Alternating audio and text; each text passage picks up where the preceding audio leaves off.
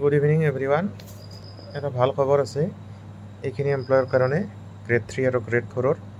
বিশেষকৈ এইটো লাভৱান হ'ব যোৱা বছৰ যিখিনি এমপ্লয় গ্ৰেড 3 আৰু গ্ৰেড 4-ত এপইণ্টমেণ্ট হৈছিল তেওঁলোকে লাভৱান হ'ব। যিসকল ব্যক্তিয়ে বিভিন্ন বাহিৰা ডিষ্ট্ৰিক্টত এপইণ্ট হৈছিল তেওঁলোকে এতিয়া মিউচুৱেল ট্ৰেন্সফাৰৰ জৰিয়তে ওচৰলৈ আহিব পাৰিব। যিসকল মানুহে ইতিমধ্যে মিউচুৱেল পাৰ্টনাৰ পাইছে তেওঁলোকে মিউচুৱেল ট্ৰেন্সফাৰ অনলাইন পৰ্টেলৰ জৰিয়তে হ'ব। আৰু অসমৰ মুখ্যমন্ত্ৰী মহোদয়ে এইটো ইনগ্ৰেট কৰিব 2 অক্টোবৰ তাৰিখৰ পৰা। তো গতিকে 2 অক্টোবৰ তাৰিখৰ পৰা এইটো মুকলি কৰি দিয়া হ'ব পৰ্টেলটো, অনলাইন পৰ্টেলটো।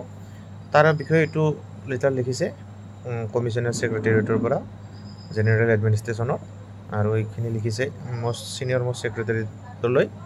তো গতিকে এইখিনি কেনেকুৱা ডেভেলপমেণ্ট হৈছে তাৰ ওপৰত লিখিছে যে মিউচুৱেল ট্ৰেন্সফাৰটো কৰাৰ কাৰণে যিখিনি ডেটা ডেভেলপমেণ্ট কৰিব লাগে সেইখিনি কৰিছেনে নাই। তো গতিকে নিশ্চয়কৈ 2 অক্টোবৰ তাৰিখে এইটো ৰিলিজ হ'ব, লাইভ হ'ব এই পৰ্টেলটো। তো গতিকে এইখিনি একদম ভাল খবৰ আছে। তো অতি সোনকালে আপোনালোকে এপ্লাই কৰিব পাৰিব। এইটো লেটাৰ ৰিলিজ কৰিছে আপোনালোকৰ কাৰণে, নিশ্চয়কৈ এইটো ভাল খবৰ। দূৰৰ পৰা আপোনালোকে বিভিন্ন দূৰ দূৰণিত চাকৰি কৰি থকা এমপ্লয়খিনি ইয়াত আহি ওচৰত আহি বা তেওঁলোকৰ নিয়াৰ বাই ডিষ্ট্ৰিক্টত আহি ভালদৰে কাম কৰিব পাৰিব। এইটো নিশ্চয়কৈ এটা যিটো গুড গভৰ্নেন্সৰ কাৰণে ভাল খবৰ হ'ব, কিয়নো এজন মানুহ যেতিয়া দূৰত থাকে তেওঁ অলপ মেণ্টেলি কিছুমান অসুবিধাৰ সৃষ্টি হয়, যে ওচৰত থাকিলে তেওঁলোকে ভালদৰে কাম কৰিব পাৰিব। গতিকে এইটো গভৰ্ণমেণ্টৰ ভাল একদম পদক্ষেপ, সুন্দৰ পদক্ষেপ।